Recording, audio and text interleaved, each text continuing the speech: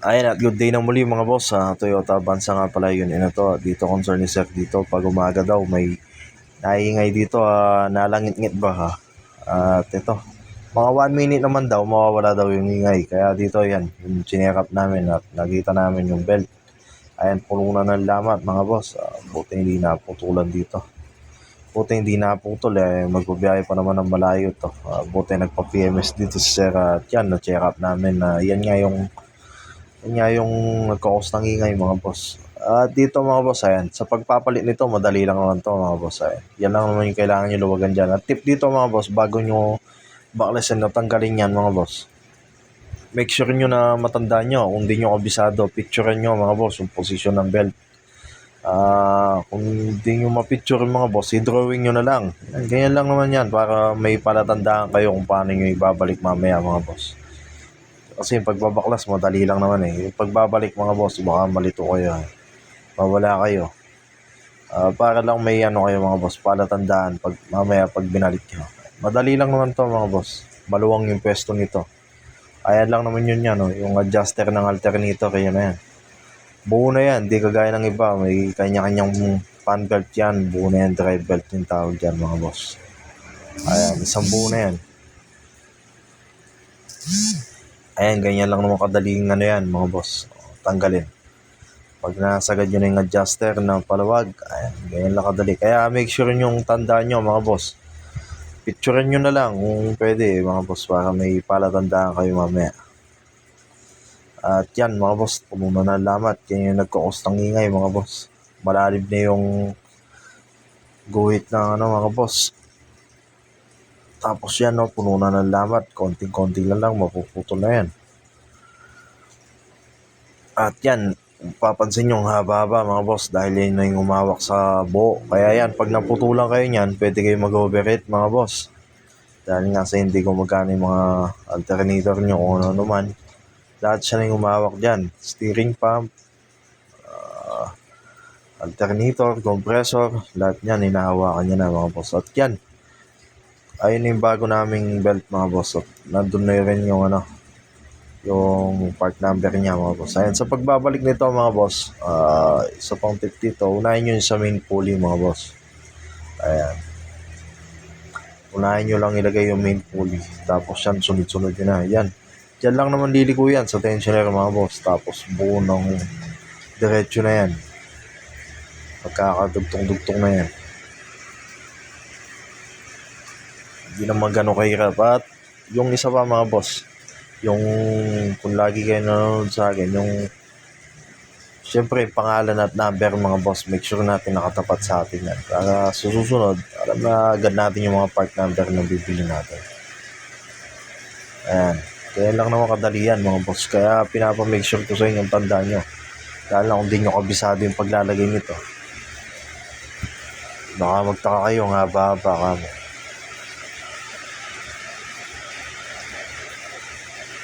Ayan, kaya naman kadali naman nilagay yan mga boss. Di naman kahirapan yan. Kaya kung may unit kayong ganito mga boss, ito, tignan nyo sa inyo, baka ganito na din, maglalamat-lamat na.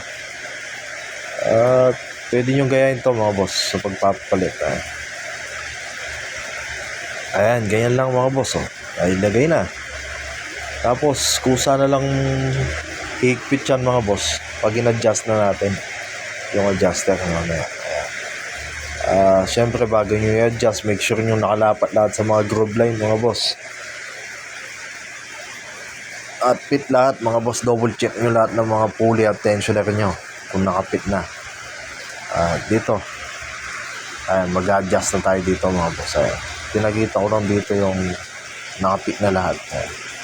Kaya lang naman kadali yan mga boss. Kadali lang yan. Ayan, nung napit na natin, ayan, syempre, kamay nyo muna, medyo maluwag pa yan. Ayan, kung saan naman mag-adjust yan mga boss, adjuster na yan. 12mm lahat ng yan mga boss. Mga bolt and nut na yan. Yung dalawa lang naman yung ikpitan nyo dyan, tsaka luluwagan.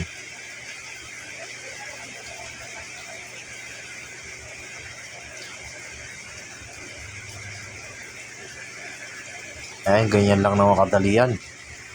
Kasi kung dadalhin nyo pa sa talyer yan, kung may ganyan kayo unit, tapos ganyan din yung issue nyo, syempre medyo pricey pa yan mga boss. Kaya dyan, pwede nyo gayahin to. Pwede nyo i-DIY. Ayan.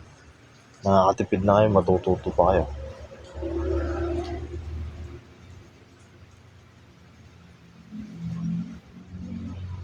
Ayan, sa pag-adjust naman nito mga boss, huwag masyadong maigpit na maigpit. Kumbaga, saktong ano lang mga boss. Huwag masyadong ma-overtight at huwag naman masyadong maluwag na maluwag kasi iyak din naman yan. Pag maigpit naman, mahirapan yung makina. Kaya saktong ano lang higpit mga boss. Ayan o, kung mapapansin nyo, hinihila na ng alternator yung mga boss, adjuster. Ayan. At yan. Siyempre, chine-check up nyo bawat higpit mga boss.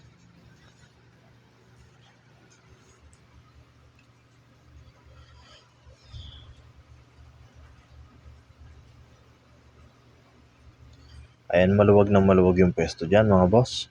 Kaya hindi kayo mahirapan dyan kung gagayahin nyo yan. Basic lang naman to mga boss. Kayang-kaya nyo na to.